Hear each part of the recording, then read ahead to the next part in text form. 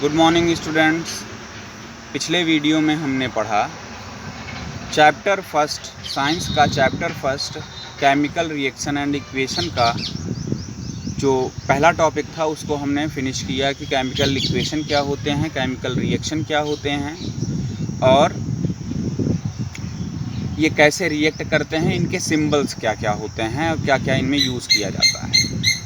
अब हम लोग इस क्लास में, इस वीडियो में पढ़ने वाले हैं कि किसी भी केमिकल रिएक्शन को बैलेंस क्यों किया जाता है और बैलेंस करते क्यों हैं। बैलेंस हिंदी में संतुलित करना, संतुलित इन द सेंस कि जितने नंबर ऑफ एटम्स, जितने भी परमाणु अभिकारक के पास हैं उतने ही परमाणु उत्पाद के पास हों।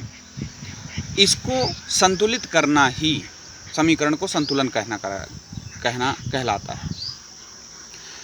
तो सबसे पहले ये जानें कि हम किसी समीकरण को संतुलित करते क्यों। बिकॉज ऑफ कंजर्वेशन ऑफ मास, द्रव्यमान के संरक्षण के नियम के लिए। कैसे? द्रव्यमान का संरक्षण का नियम ये है कि कोई भी दो अभिकारक या तीन अभिकारक या ज़्यादा अभिकारक जब अभिक्रिया करेंगे और उत्पाद बनाएंगे तो अभिक्रिया से पहले परमाणुओं का जो द्रव्यमान होगा वो द्रव्यमान अभिक्रिया के बाद जो उत्पाद हमें प्राप्त होगा उस द्रव्यमान के, उसके द्रव्यमान के बराबर होगा। मतलब अभिक्रिया हो जाती है, उत्पाद बन जाता है और द्रव्यमान जो है वो संरक्षित रहता है। The law of conservation of mass क्या कहता है कि the total sum of mass of reactant will always be equal to the total mass of product. कुल उत्पाद के द्रव्यमान के बराबर होगा। जितना अभिक्रिया से पहले है उतना ही अभिक्रिया के बाद होगा। जितना अभिकारक है उतना ही बाकी उत्पाद भी होगा। ठीक है, तो आज हम इसे ही समझेंगे कि किस प्रकार से इसको हम करते हैं। तो जिस प्रकार से आपकी बुक में पढ़ाया हुआ है, आपकी एनसीईआरटी बुक में दिया हुआ है हीट एंड ट्रायल मेथड, तो आज हम सीखेंगे कुछ थोड़ा नया तरीका। उस तरीके से सीखने की कोशिश करेंगे। अगर ये नहीं समझ में आता तो बुक का भी तरीका अपनाएंगे। बुक का तरीका थोड़ा लंबा है और ये तरीका थोड़ा छोटा है, इससे हम कर सकते हैं नया तरीका। तो शुरू करते हैं चैप्टर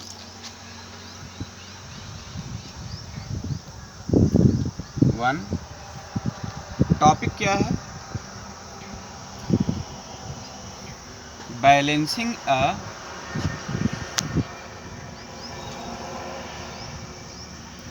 केमिकल रिएक्शन, ये है टॉपिक। तो बैलेंस कैसे करेंगे इसके लिए एक तरीका हम आपको बताते हैं। सबसे पहले कोई भी जो रिएक्शन है, सबसे पहले हम देखेंगे मेटल को। जो भी उसमें मेटल मतलब धातु है, धातु और अधातु में तो समझते हैं ना। धातु जिनमें कुछ क्वालिटी होती हैं, थर्मल कंडक्टिविटी, इलेक्ट्रिकल कंडक्टिविटी होती है, जो हीट को कैरी कर सके, मतलब ऊष्मा को अपने अंदर से जाने दें, विद्युत को अपने अंदर से जाने दें, उसको हम कहते हैं मेटल। जैसे एल्युमिनियम हो गया, कॉपर हो गया, गोल्ड हो गया, सिल्वर हो गया, आयरन हो गया, ये सब मेटल्स हैं, धातुएं हैं। नॉन मेटल क्या है? कार्बन हो गया, ऑक्सीजन हो गया, हाइड्रोजन हो गया, ये सब नॉन मेटल्स हैं। नॉन मेटल्स ज़्यादातर गैसियस फॉर्म में होते हैं और मेटल्स ज़्यादातर सॉलिड फॉर्म में होते हैं।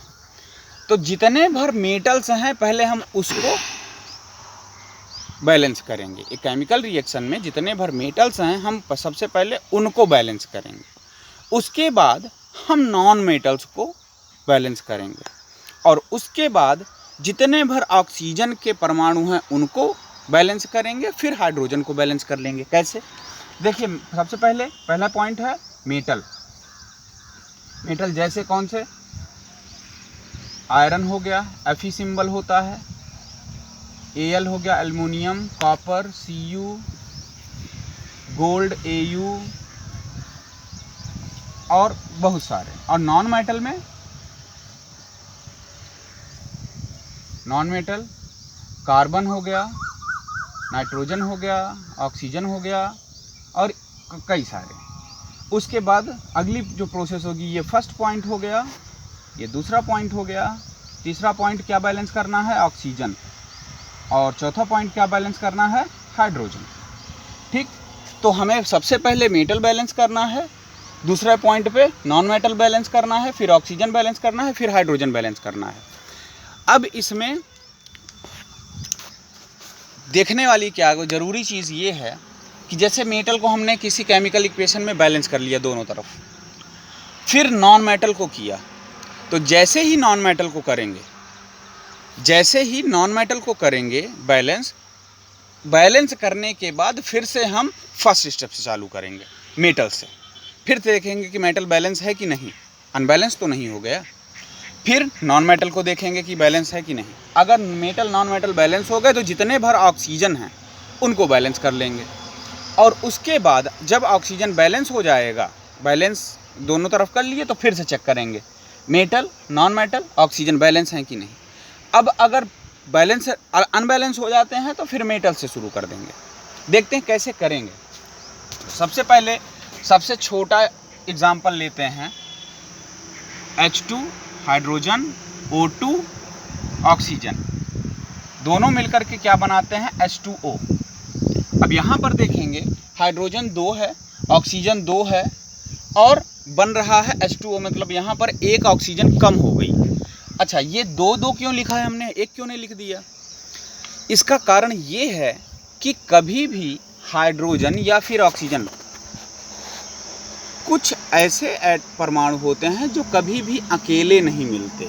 मतलब अगर हम चाहें कि एक परमाणु, किसी तत्व का एक परमाणु हमें मिल जाए तो वो नहीं मिल पाएगा।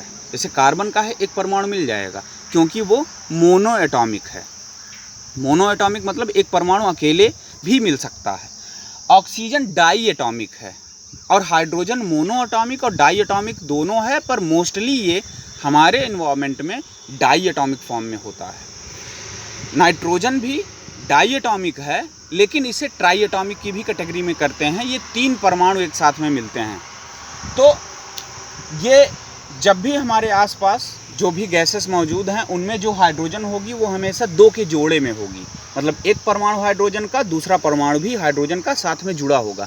ऐसा नहीं होगा कि एक हाइड्रोजन का परमाणु है वो अलग है, अलग से घूम रहा है, ऐसा पॉसिबल नहीं है। या फिर एक ऑक्सीजन का परमाणु है वो अलग है, ऐसा भी पॉसिबल नहीं है। ठीक, दो हमेशा ये जोड़े में होगा। ऑक्सीजन का परमाणु भी और हाइड्रोजन का परमाणु भी हमेशा पेयर में ही रहेंगे, जोड़े में ही रहेंगे। इसीलिए इसको डाई एटॉमिक कहा जाता है और डाई एटॉमिक होने के कारण इसको हम हमेशा H2O2 रखते हैं। अभी ये एक रिएक्शन हो गया, ये बैलेंस तो नहीं है, इसको हम कहते हैं स्केलेटन या फिर अनबैलेंस्ड, असंतुलित समीकरण। अब अनबैलेंस समीकरण है, इसको हम क्या करेंगे, संतुलित करेंगे। कैसे? सबसे पहले मेटल को देखना है हमें। ये हमारे पास तरीका है मेटल को, तो इसमें मेटल कुछ है ही नहीं। नॉन मेटल को देखते हैं, तो नॉन मेटल हाइड्रोजन ऑक्सीजन को करना ही है, नॉन मेटल इसमें और कुछ नहीं। तो हम क्या करते हैं, ऑक्सीजन को बैलेंस करते हैं। तो यहाँ पर क्या है, O2 है और यहाँ पर 1 है, तो हम इसमें कुछ बदलाव नहीं कर सकते। ये जो है हमारे पास, ये इसके अंदर कुछ भी बदलाव नहीं करेंगे। इसमें बाहर से गुणा, जैसे कोष्टक के अंदर मैथ में कोष्टक के बाहर से गुणा होता है तो सभी में हो जाता है, उसी प्रकार से इसमें भी होगा। और इसमें जब हम 2 का गुणा करेंगे तो ये दोनों में होगा। यहाँ पर हाइड्रोजन हो जाएगा 2 दूनी 4 और ऑक्सीजन हो जाएगा 2। तो अब ऑक्सीजन तो बैलेंस हो गया, लेकिन हाइड्रोजन अनबैलेंस्ड है। तो हाइड्रोजन को बैलेंस करने के लिए यहाँ पर हमको लगाना होगा 2। अब देख लेते हैं, ऑक्सीजन 2 इधर 2 इधर हो गया। हाइड्रोजन यहाँ पर 4 परमाणु और यहाँ पर 4 परमाणु। ये केमिकल इक्वेशन बैलेंस हो चुका है। अगला देखते हैं, दूसरा एग्जाम्पल लीजिए। अभी नॉर्मल एग्जाम्पल लिए जा रहे हैं, जैसे कार्बन अकेला मिल सकता है, मोनो एटॉमिक है, अकेला भी परमाणु हमें प्राप्त हो सकता है। लेकिन ऑक्सीजन 2 परमाणु का है, इसलिए ये हमेशा हमें जोड़े में मिलेगा, तो इसको हमने O2 रख दिया। अब इन दोनों को हमने मिलाया तो मान लीजिए कार्बन डाइऑक्साइड बना। कार्बन डाइऑक्साइड तो पहले भी हमेशा क्लास में आपने पढ़ा होगा कि कार्बन डाइऑक्साइड गैस क्या होती है। कार्बन का एक परमाणु ऑक्सीजन के 2 परमाणु मिल करके बनाए कार्बन डाइऑक्साइड, ये तो बैलेंस है। अगर अब ये अनबैलेंस तब होगा जब कार्बन मोनोऑक्साइड बनेगी। ऐसा भी तो हो सकता है कार्बन मोनोऑक्साइड बने। कार्बन मोनोऑक्साइड क्या है? ये एक जहरीली गैस है, इसके बारे में थोड़ा जान लीजिए। कार्बन मोनोऑक्साइड एक जहरीली गैस है जो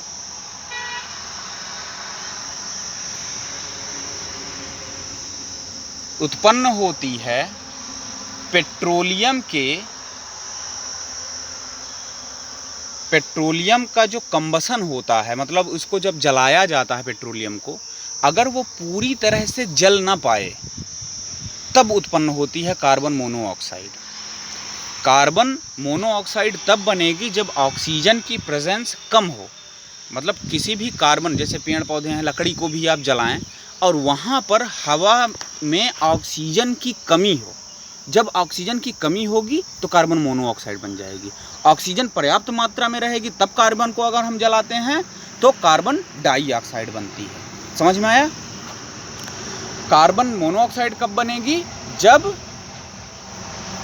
कार्बन मोनोऑक्साइड तब बनेगी जब ऑक्सीजन की कमी हो, तब कार्बन मोनोऑक्साइड, और जब ऑक्सीजन पर्याप्त मात्रा में हो तो कार्बन डाइऑक्साइड।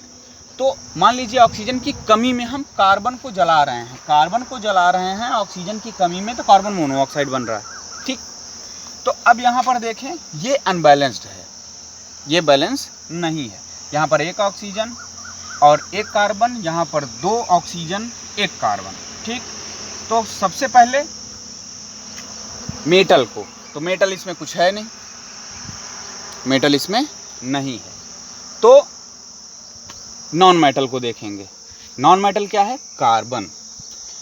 तो कार्बन यहाँ पर 1 परमाणु और यहाँ पर 1 परमाणु, बैलेंस है, कोई प्रॉब्लम नहीं।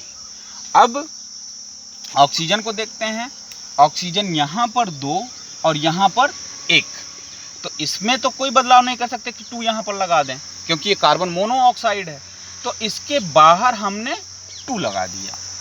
तो अब ऑक्सीजन तो बैलेंस हो गई, लेकिन कार्बन अनबैलेंस्ड है, अभी कार्बन बैलेंस नहीं हुई। तो कार्बन को बैलेंस करने के लिए हमें यहाँ पर भी 2 लगाना पड़ेगा। ठीक है, तीसरा एग्जाम्पल लेते हैं। ये 2 एग्जाम्पल हो गए आपके, तीसरा एग्जाम्पल लिया जाए।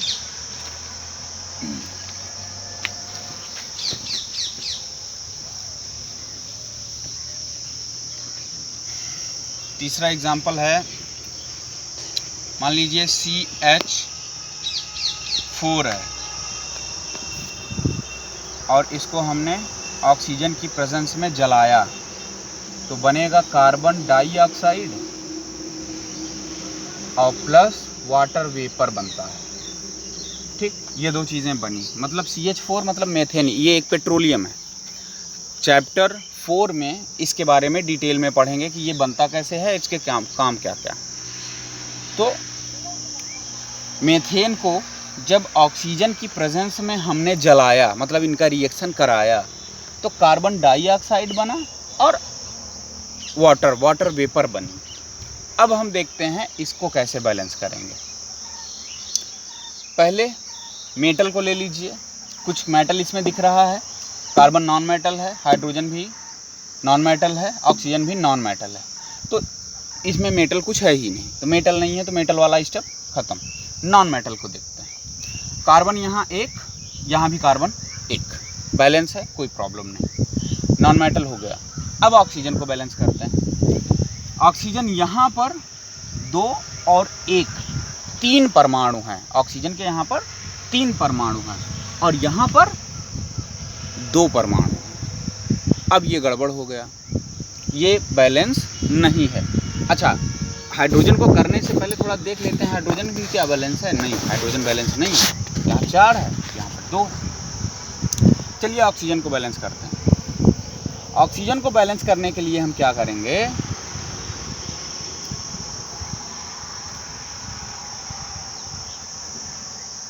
ऑक्सीजन को बैलेंस करने के लिए हमने क्या किया कि तो यहाँ पर अगर हम 2 लगा दें तो हाइड्रोजन तो 4 हो जाएगा और ऑक्सीजन जो है वो 2 हो जाएगी। 2 और 2 4 हो गया, ठीक। और यहाँ पर हम 3 लगा देते हैं, 6 हो गया। 2 लगा देंगे तो 4 हो जाएगा, 2 लगा के देखते हैं, 4।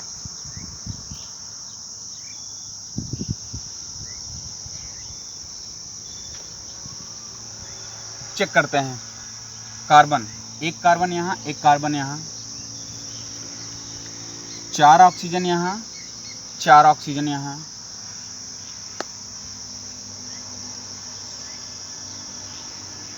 4 हाइड्रोजन यहाँ, 4 हाइड्रोजन यहाँ, बैलेंस हो गया, ठीक है, बैलेंस हो गया। और एग्जाम्पल लेते हैं,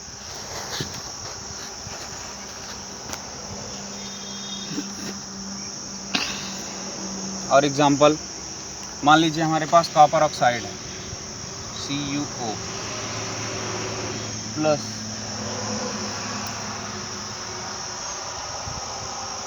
NH3, अमोनिया है, ये अमोनिया एक गैस होती है। और इनके रिएक्शन से बनेगा क्या,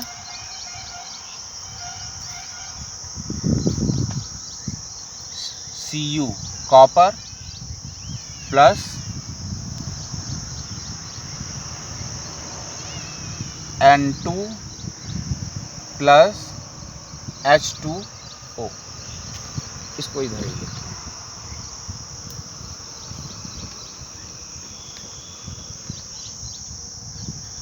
N2 प्लस H2O, ठीक। CuN2H2O।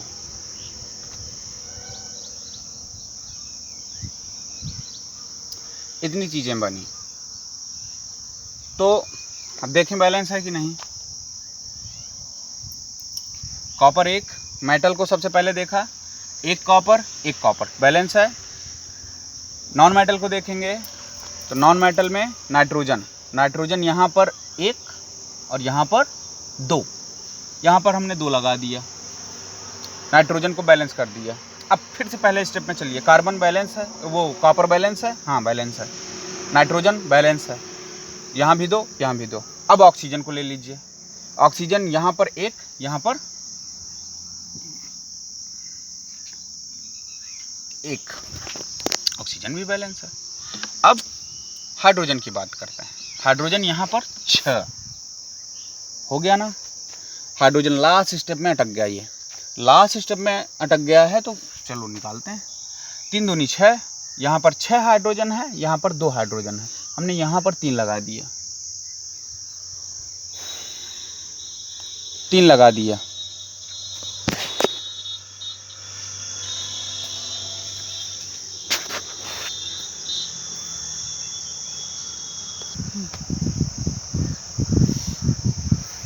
तो अब फिर से चेक करते हैं कॉपर को, कॉपर बैलेंस है, नाइट्रोजन बैलेंस है, ऑक्सीजन यहाँ पर 3 हो गया, यहाँ पर 1 ही है, ऑक्सीजन अनबैलेंस हो गया। ऑक्सीजन को बैलेंस कर लीजिए, चलिए 3 यहाँ लगा दीजिए। अब फिर से पहले स्टेप में मेटल, कॉपर कॉपर, 3 कॉपर इधर 1 कॉपर इधर, यहाँ पर भी हमें 3 लगाना होगा। मेटल बैलेंस कॉपर, 3 कॉपर इधर 3 कॉपर इधर, ठीक। फिर उसके बाद नॉन मेटल में चलें, नॉन मेटल में नाइट्रोजन, 2 नाइट्रोजन इधर 2 नाइट्रोजन इधर, ठीक है। फिर उसके बाद ऑक्सीजन में चलते हैं, 3 ऑक्सीजन इधर 3 ऑक्सीजन इधर, ये भी ठीक है। हाइड्रोजन में चलते हैं, 3 दूनी 6, 6 हाइड्रोजन इधर और यहाँ पर भी 6 हाइड्रोजन। अब ये केमिकल रिएक्शन बैलेंस्ड हो गया। अगली क्लास में हम और भी ज़्यादा एग्जाम्पल्स के बारे में पढ़ेंगे, जो भी एग्जाम्पल इसके, और आप भी ढूंढिए और ढूंढ करके उसकी फ़ोटो क्लिक करके भेजिएगा, या मेरे पर्सनल नंबर पर भी आप भेज सकते हैं, नहीं तो ग्रुप में आप भेज सकते हैं। और जो क्वेश्चन उठें, ये वाला कैसे होगा, मतलब कोई भी रिएक्शन आपको मिले, आप ना जाने कि किस प्रकार से ये बैलेंस होगा, तो उसको आप लोग भेजिएगा कि सर ये वाला हमसे नहीं हो पा रहा है, किस प्रकार से इसको बैलेंस करेंगे, तो हम उसको बताएंगे कि किस प्रकार से बैलेंस होगा। ठीक, अगले वीडियो में हम लोग पढ़ेंगे और इसके बारे में एग्जाम्पल और टाइप ऑफ केमिकल रिएक्शंस